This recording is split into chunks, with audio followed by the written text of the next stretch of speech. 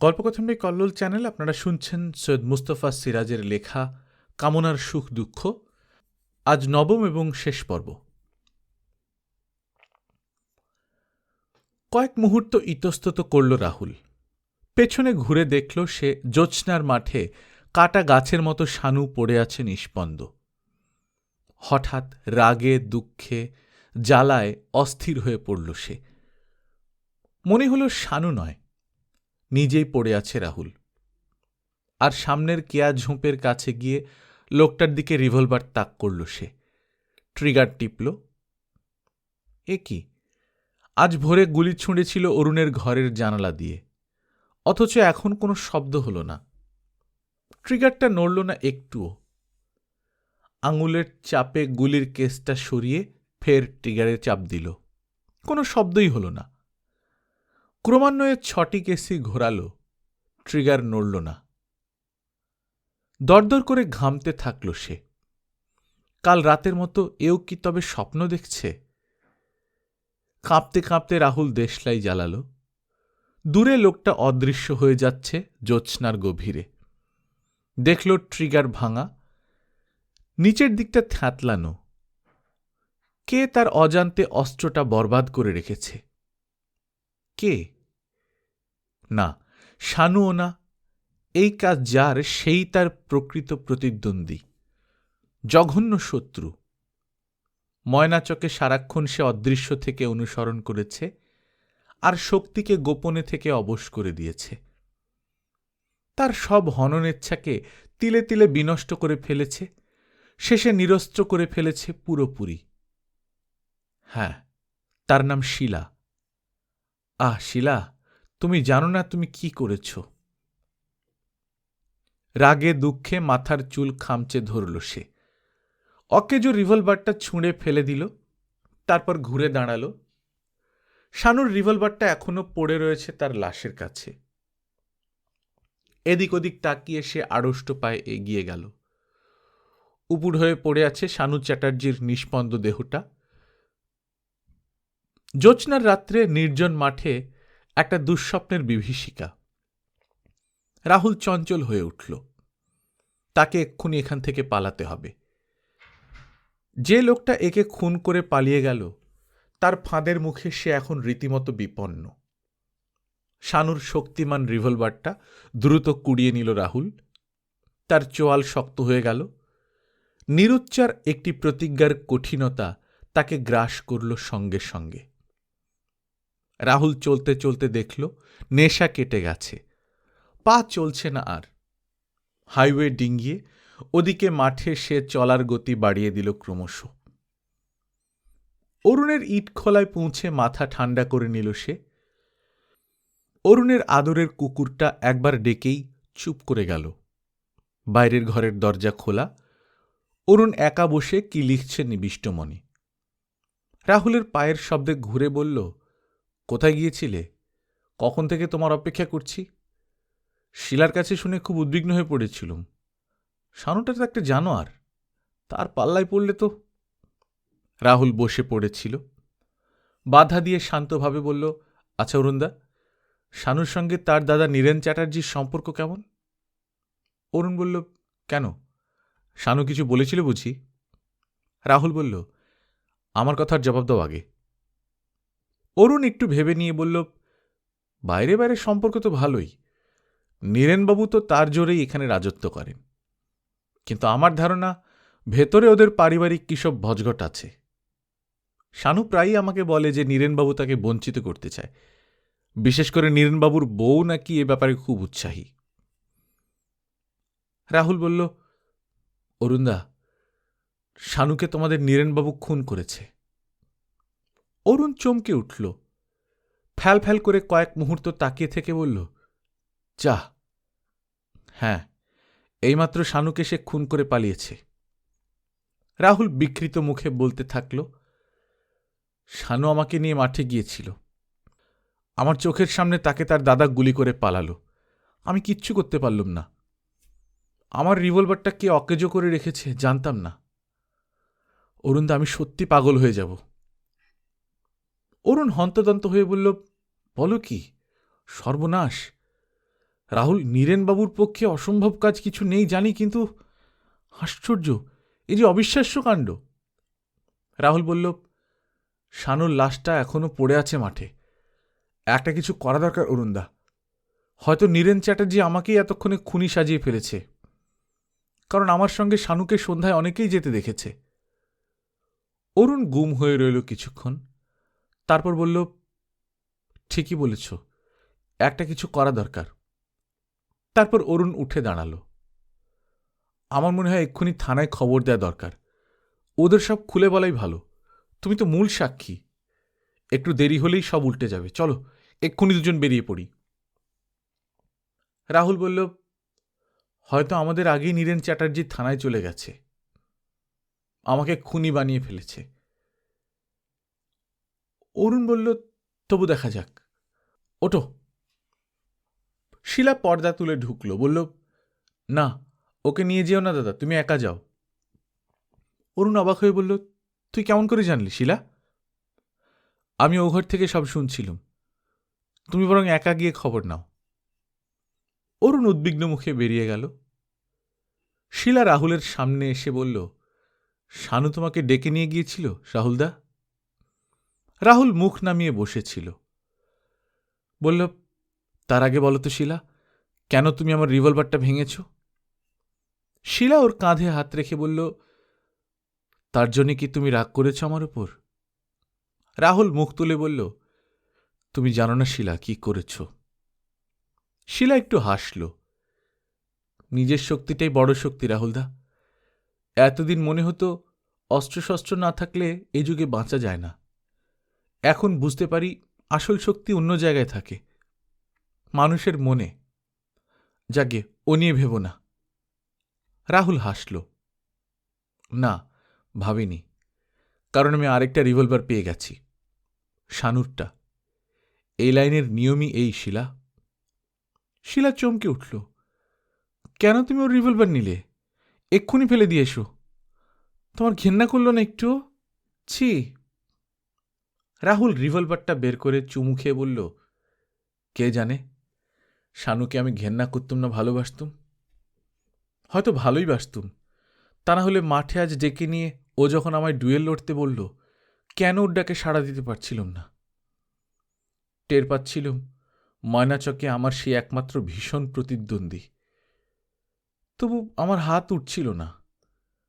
ওকে এত অসহায় মনে হচ্ছিল। হতভাগা শানু চ্যাটার্জি।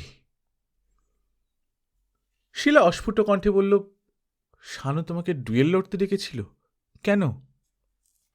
রাহুল বলল, কারণ আমি নাকি তার বাগদত্তা বউকে নষ্ট করেছি। শিলা মুখ ঘুরিয়ে বলল, ইতর ছোট লোক। কিন্তু তুমি তো আজ বেঁচে গেছো শিলা, আর তো তোমাকে এখান থেকে কোথাও পালাতে হবে না। দিব্যি গায়ে হাওয়া লাগিয়ে ঘুরে বেড়াতে পারবে। কে জানে, শিলা অস্ফুট কণ্ঠে বলল। শিলার কণ্ঠস্বর শুনে চমকাল রাহুল, বলল, কেন শিলা? হঠাৎ শিলা উঠে দাঁড়াল। রাহুলের প্রশ্নের জবাব না দিয়ে বলল, দেখো, আমার মনে হচ্ছে এক্ষুনি তোমার কি বিপদ ঘটে যেতে পারে। তোমার এখানে বসে থাকা ঠিক নয় রাহুলদা। হয়তো এক্ষুনি পুলিশ এসে পড়বে তোমাকে ধরতে। চলো, বাইরে কোথাও গিয়ে বসবে, তারপর শিগগির একটা কিছু ঠিক করে ফেলব আমরা। রাহুলদা, আর সময় নেই, ওঠো। রাহুল বলল, অরুণদা ফিরে আসুক না। শিলা তার হাত ধরে টানল, না, আর একটু দেরি নয়, চলো। দুজনে বেরিয়ে গেল। দরজাটা বাইরে থেকে বন্ধ করে দিল শিলা। ইটখোলার ভেতর দিয়ে হাঁটতে লাগল পাশাপাশি। রাহুল একটু অবাক হয়েছিল শিলার আচরণে, কিন্তু কোনো কথা বলল না। জঙ্গলের ভেতর স্তূপীকৃত ইটের মধ্যে সাবধানে ওরা এগোচ্ছিল। হাওয়া বইছিল উদ্দাম। জ্যোৎস্নায় দূরের মাঠ আর এই জঙ্গলটা রহস্যময় আর ষড়যন্ত্র সংকুল দেখাচ্ছিল। একটা খোলা জায়গায় ঘাসের ওপর দুজনে গিয়ে বসল। কতক্ষণ কেউ কোনো কথা বলল না। দূরের রাস্তা থেকে ভারী ট্রাক চলে যাওয়ার আবছা শব্দ ভেসে আসছে। শনশন করে ঝোপঝাড় আর গাছপালা দুলছে। শিলা আরো কাছে সরে এলো। রাহুল অবাক হয়ে দেখল সে নিঃশব্দে কাঁদছে। রাহুল ওকে বুকের ওপর টেনে নিয়ে বলল, শিলা, কি হলো তোমার? শিলা ভাঙা স্বরে ওর বুকে মুখ গুঁজে বলল, আমার বড্ড ভয় করছে রাহুলদা। মনে হচ্ছে আমার সব স্বপ্ন মিথ্যে হয়ে যাবে। রাহুল বলল, মিথ্যে কেন হবে? আমি তো শানুকে খুন করিনি। তুমি দেখে নিও, সে পাপ আমাকে লাগবে না। শিলা চোখ মুছে বলল, একটা কথা রাখবে আমার? বলো। শানুর পিস্তলটা তুমি এক্ষুনি ফেলে দাও। তারপর? তারপর চলো আমরা এক্ষুনি এখান থেকে পালিয়ে যাই। পালিয়ে যাব? কার ভয়ে? নীরেনবাবু তোমাকে ছাড়বে না রাহুলদা। নিজের মাথা বাঁচাতে সে তোমার উপরই সব চাপিয়ে দেবে, এ আমি স্পষ্ট টের পাচ্ছি।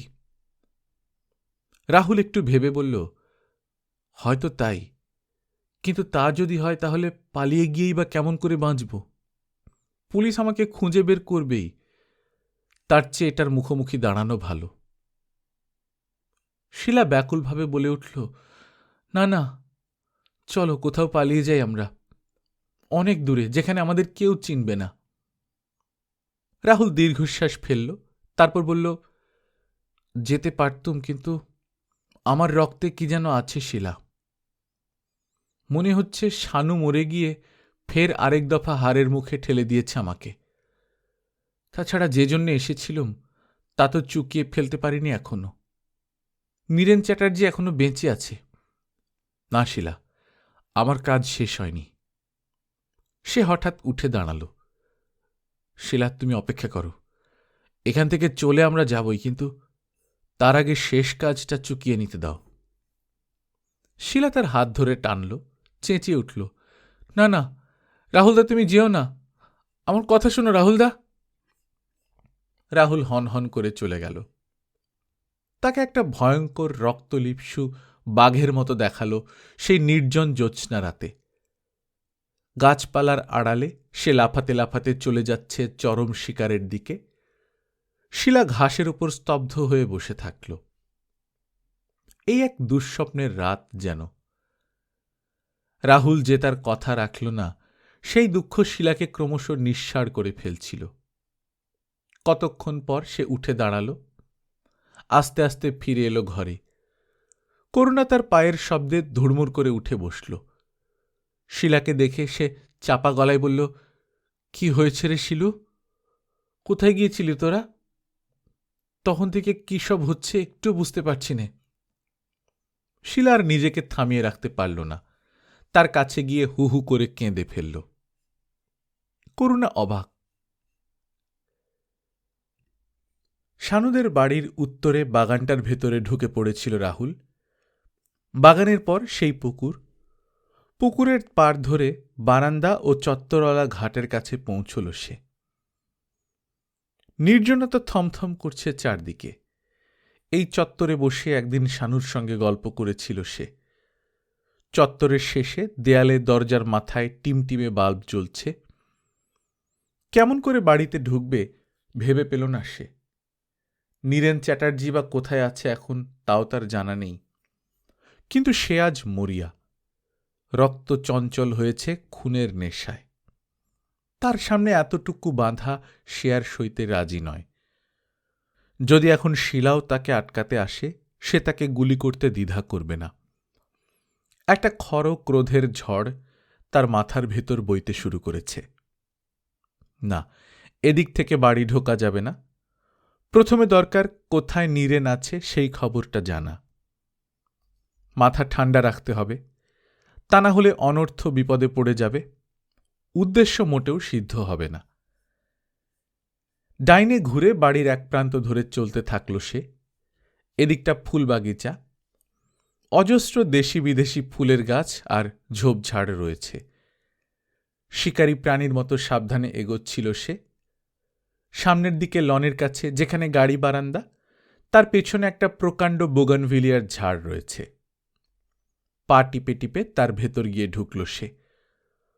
ওখান থেকে সদর ঘরটা পুরো দেখা যায়। ঘরের দরজা বন্ধ, বারান্দায় মৃদু আলো, হাওয়ায় পর্দা সরে যেতেই রাহুল দেখল ঘরের ভেতর কোনো লোক নেই। গাড়ি বারান্দায় নীরেন চ্যাটার্জির জিপটাও দেখা যাচ্ছে না। সব নিস্পন্দ আর নির্জন। রাহুল ভাবল বোকামি হচ্ছে। নীরেন কখন দেখা দেবে সেই আশায় বসে থাকার কোনো মানে হয় না। সে একটা চান্স মাত্র। তার চেয়ে সোজা এগিয়ে খোঁজ নেওয়া ভালো। সৎ ভাইকে শেষ করে এসে নিশ্চিন্ত নীরেন নিশ্চয়ই বিশ্রাম নিচ্ছে। রাহুল আস্তে আস্তে বেরোল, বারান্দায় উঠল, একটু ইতস্তত করল। প্রকাণ্ড সেকেলে দরজার কপাট, কড়া নাড়লে শুনতে পাবে কিনা কে জানে। সে জোরে কড়া নাড়ল, সঙ্গে সঙ্গে খুলে গেল দরজাটা। সেদিনের সেই লোকটাই বেরিয়ে এসে বলল, কাকে চাই? নীরেনবাবুকে। লোকটা রাহুলের পা থেকে মাথা অবধি দেখে নিয়ে বলল, আপনাকে চেনা চেনা মনে হচ্ছে। কোথায় থাকেন বলুন তো? বাইরে টাইরে? কোন গায়ে বাড়ি? রাহুল সে কথার জবাব না দিয়ে বলল, নীরেনবাবু আছেন? লোকটা কেমন গম্ভীর। মাথা নেড়ে বলল, না, একটু আগে বেরিয়েছেন। তাছাড়া রাত 10টায় কারোর সঙ্গে উনি দেখা করেন না। সকালে আসবেন। অবশ্যই কাল সকালে ওনার সঙ্গে দেখা হবে কি না জানি নে। একটা বিপদ হয়ে গেছে, সেই নিয়ে ভীষণ ব্যস্ত উনি। রাহুল নিষ্পলক তাকিয়ে বলল, বিপদ? কি বিপদ? লোকটা যেন অনিচ্ছা সত্ত্বেও বলল, কেন শোনেননি? খানিক আগে শানুবাবু খুন হয়েছেন। আপনি বরং পরশু টরশু একবার চেষ্টা করবেন। চাকরি বাকরি ব্যাপার তো, পরে আসবেন। ওর মাথার ঠিক নেই এখন। দরজা বন্ধ করে দিল সে। রাহুল বুঝতে পারল জননেতার বাড়ির এই লোকটা তাকে চাকরি প্রত্যাশী ভেবেছে। এলাকার বেকার যুবকেরা এভাবে নীরেনের কাছে যখন তখন এসে ধর্ণা দেয় সে জানে। গেটের দারোয়ান যথারীতি বসে রয়েছে।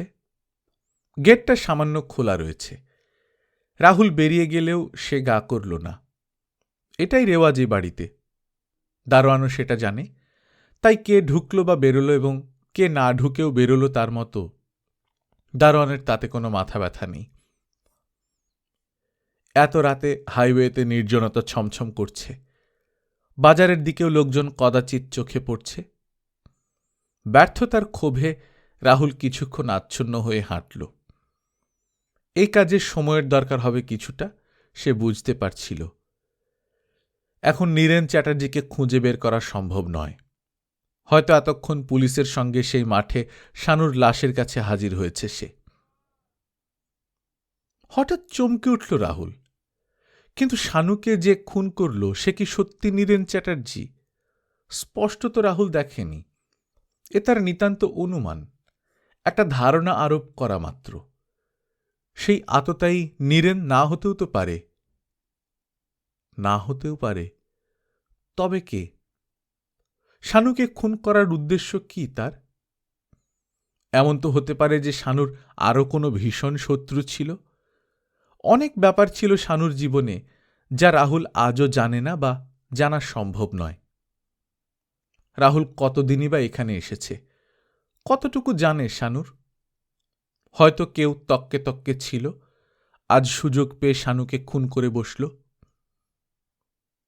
রাহুল একটা গাছের নিচে দাঁড়িয়ে অনেকক্ষণ ধরে কথাটা ভাবল। যত ভাবল নীরেন চ্যাটার্জির ওপর থেকে তার সন্দেহটা সরে গেল ক্রমশ। এ কথা তো ঠিকই যে আততায়ীকে সে মোটেই চিনতে পারেনি। রাগ পড়ে গেল নীরেনের উপর থেকে। অন্তত শানুর হত্যাকারী হিসেবে নীরেনকে সে আর গণ্য করতে পারছে না। অথচ রাজেনবাবু তাকে ময়নাচকে পাঠিয়েছিলেন যে উদ্দেশ্যে, সেদিক থেকে দেখতে গেলে নীরেনকে তার খতম করতে হয়। আবার গঙ্গার কথা মনে পড়ে গেল রাহুলের। তার বাবার কথা মনে পড়ল। সময় দরকার, একটা সিদ্ধান্তে পৌঁছতেই হবে তাকে। রাহুল আবার অরুণের বাড়ির দিকে চলল। শিলা তার কাণ্ড দেখে এবার হয়তো হাসবে। অরুণ ততক্ষণে ফিরেছে। বাইরের ঘরে শিলা আর সে বসে আছে। রাহুল অবাক হয়ে দেখল ওরা সত্যি হাসাহাসি করছে। ব্যাপার কি? এই পরিস্থিতিতে ওরা অমনভাবে হাসতে পারছে। রাহুল ঘরে ঢোকা মাত্র অরুণের হাসিটা বেড়ে গেল। শিলাও হেসে উঠল। তারপর বলল, আজ শানুর সঙ্গে বুঝি খুব নেশে টেশে করা হয়েছিল রাহুলদা? রাহুল বলল, তার মানে? অরুণ হাসতে হাসতে বলল, যা, কোনো মানে হয় না। শিলা বলল, রাহুলদা, এরপর খুন খারাপি আর লাশ ছাড়া কিচ্ছু দেখবে না। তারপর জ্যোৎস্নার রাত, ফাঁকা মাঠ, কল্পনার রাশ ছাড়তে অসুবিধে কিসের? রাহুল প্রায় গর্জে উঠল। কি হয়েছে অরুণদা? অরুণ হাত তুলে বলল, রোশো রোশো হে শ্রীমান, আগে ব্যাপারটা শোনো। রাহুল বলল, তাড়াতাড়ি বলুন, থানায় গিয়েছিলেন? অরুণ বলল, ফ্যাট, থানায় যাব কি? শানু মরলে তো থানায় যাব। ভাগ্যিস। বাধা দিয়ে রাহুল বলল, শানু মরেনি? অরুণ হেসে বলল, ও শালা মরে? ওর মরণ নেই হে, বুলেট প্রুফ শরীর শালার। তার মানে? গোড়া থেকে বলি শুনো। অরুণ সিগারেট ধরিয়ে আরামে টান দিয়ে বলল, হন্তদন্ত হয়ে ছুটে যাচ্ছি, এমন সময় দেখি রাস্তায় শালার শানু টলতে টলতে আসছে। পরিষ্কার চাঁদের আলো দেখেই চিনে ফেললুম। দৌড়ে গিয়ে বললুম, শানু, তুমি বেঁচে আছো? শানু বলল, বেঁচে থাকবো না মানে? জোর মাতলামি শুরু করল। সেই ফাঁকে প্রশ্ন করে যা জানলুম তা হচ্ছে, শানু তোমার দিকে পিস্তল তুলেছিল, ঘোড়াও টিপেছিল। কিন্তু আমার যা ধারণা, চরম উত্তেজনায় শানু সেই মুহূর্তে অজ্ঞান হয়ে পড়ে।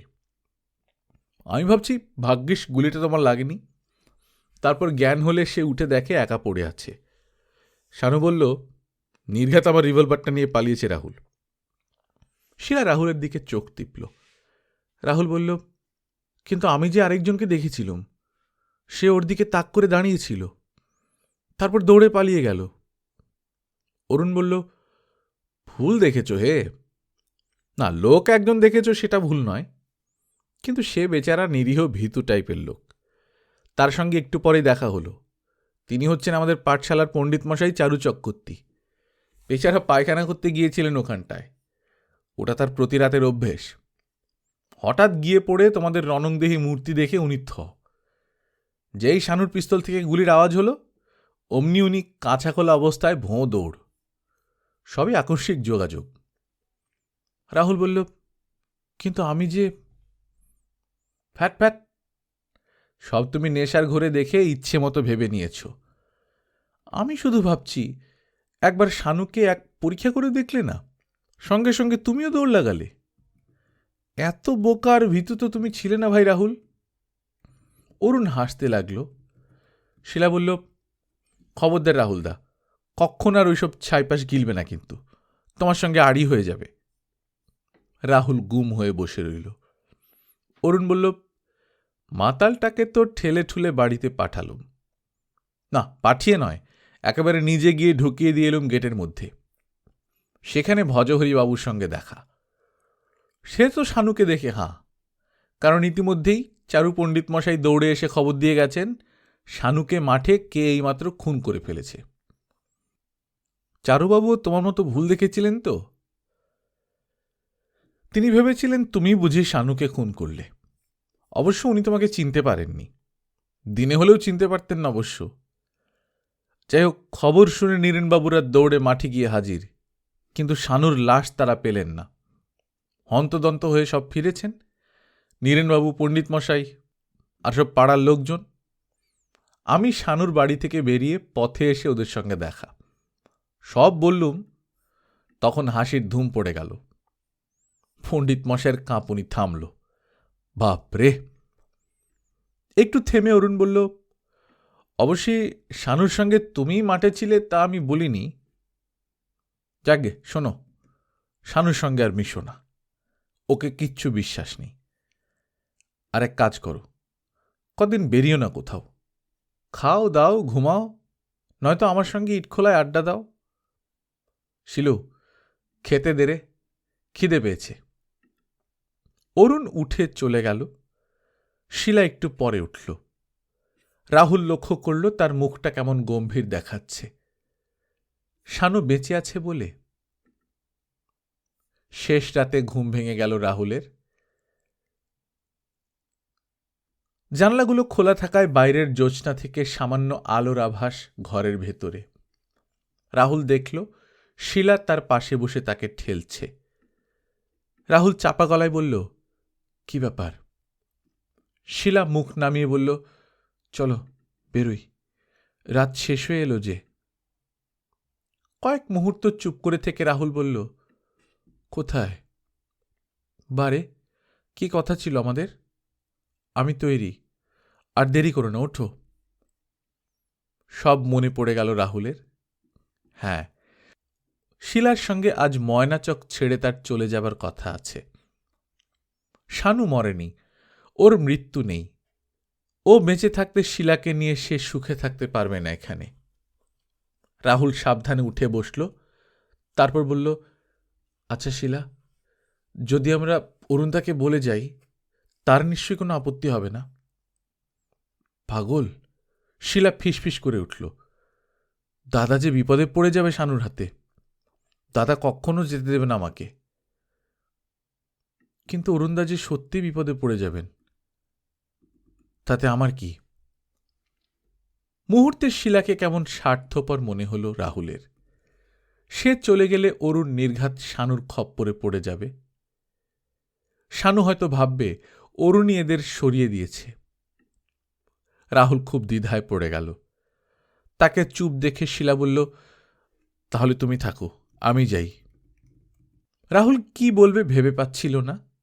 সে শিলাকে জড়িয়ে ধরে বুকে টেনে নিল, চুমু খেল শান্তভাবে।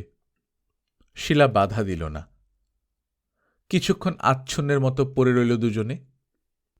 তারপর নিজেকে ছাড়িয়ে নিয়ে শিলা বলল, দেরি হয়ে যাচ্ছে, আমাকে যেতে দাও।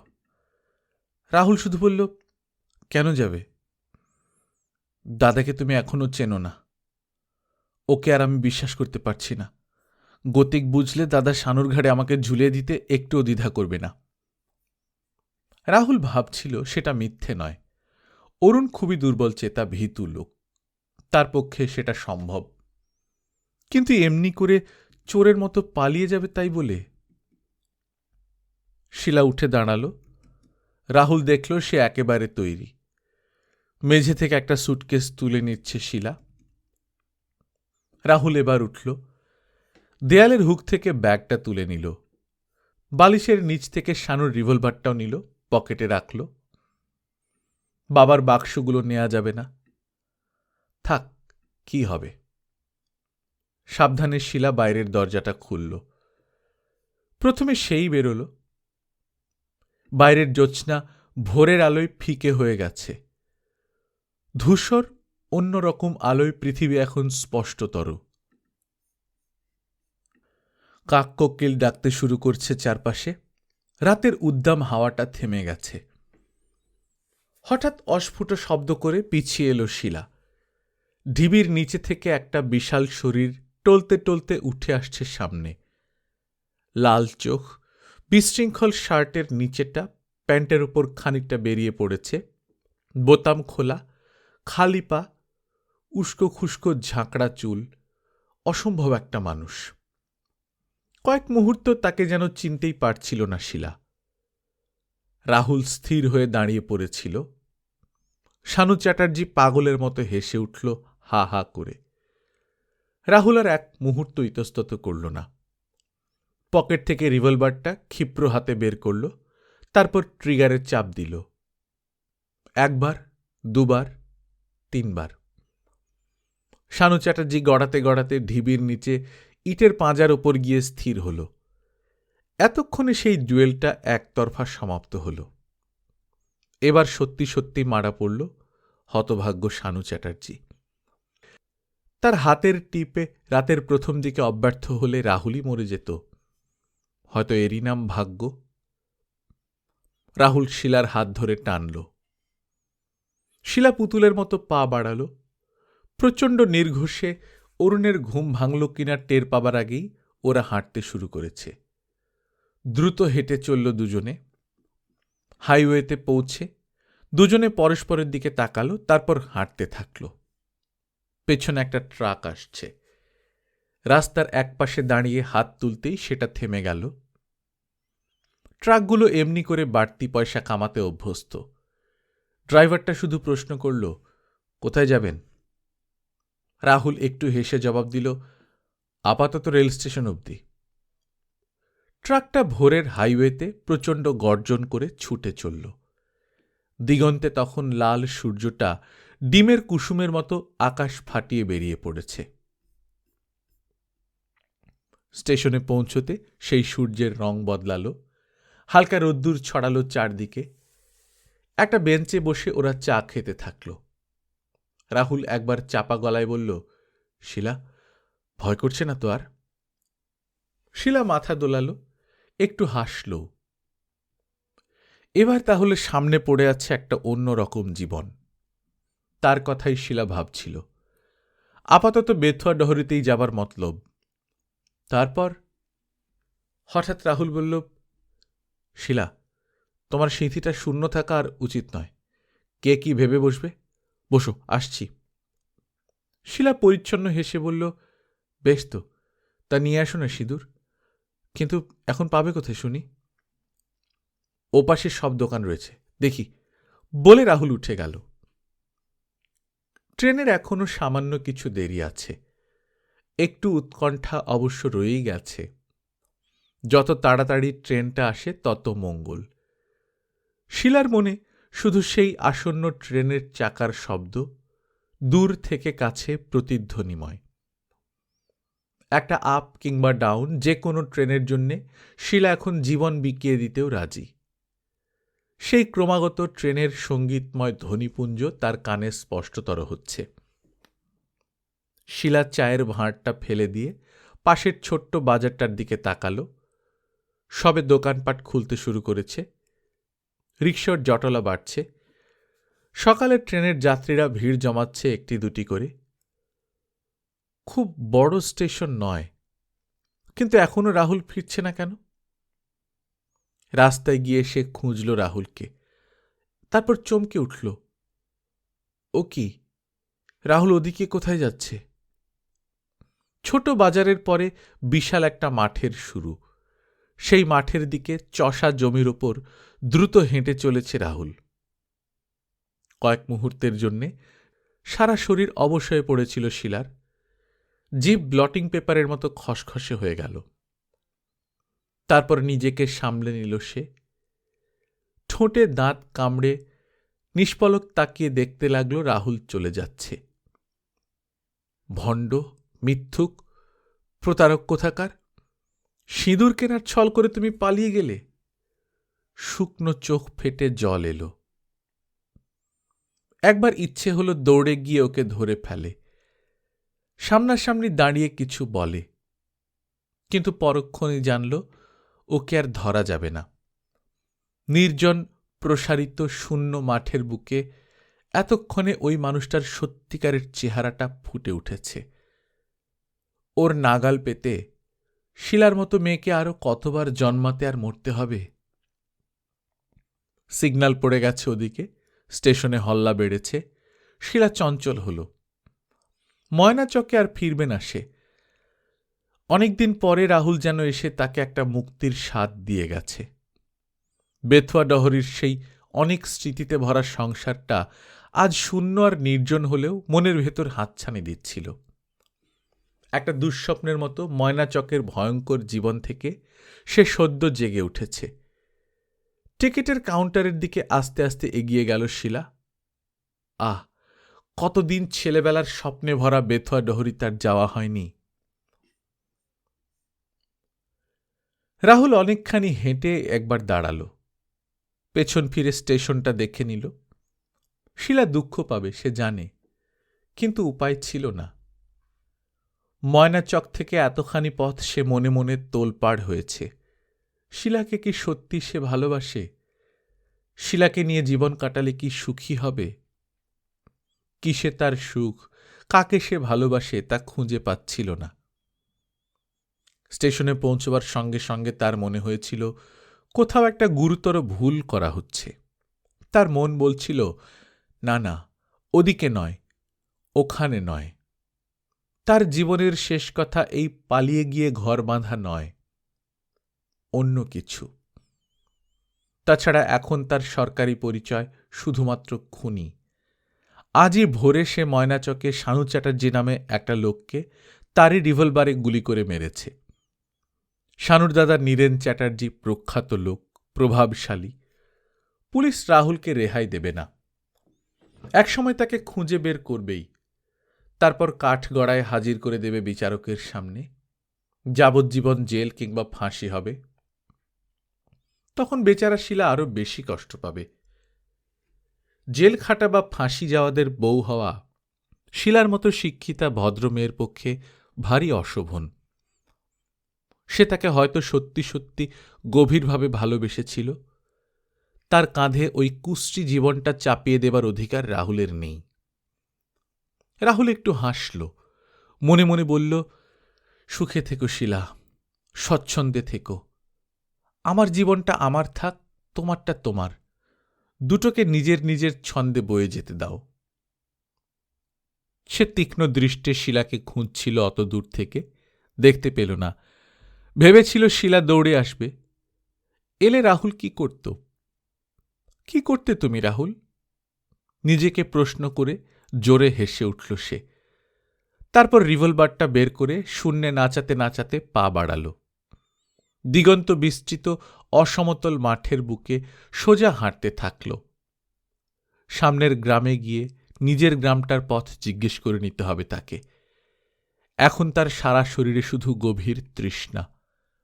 প্রান্ত প্রবাহিনী গঙ্গার কালো জলে সে তৃষ্ণা মেটাবে রাহুল। সে গঙ্গাও মুক্তকেশী। একদিন সেও ছিল পরম কামনার সুখ দুঃখে ভরা। তারপর সেই কালো জলে রিভলভারটা ছুঁড়ে ফেলে দেবে। তারপর যাবে সে বহরমপুরের রাজেনবাবুর কাছে। সোজাসুজি বলবে, একটা কবিতা শুনুন স্যার। অবশেষে এলো সেই ঘাতক, শান্ত রুগ্ন ভীতু ছন্ন ছাড়া প্রেমিক। শূন্য নগ্ন হাত ভিখারির প্রার্থনায় জড়সড়। রুক্ষ চুলে কামনার দুঃখগুলি হাওয়ার মতন মৃদু কাঁপে। কামনার সুখগুলি শুধু দুটি চোখে জলজল করে।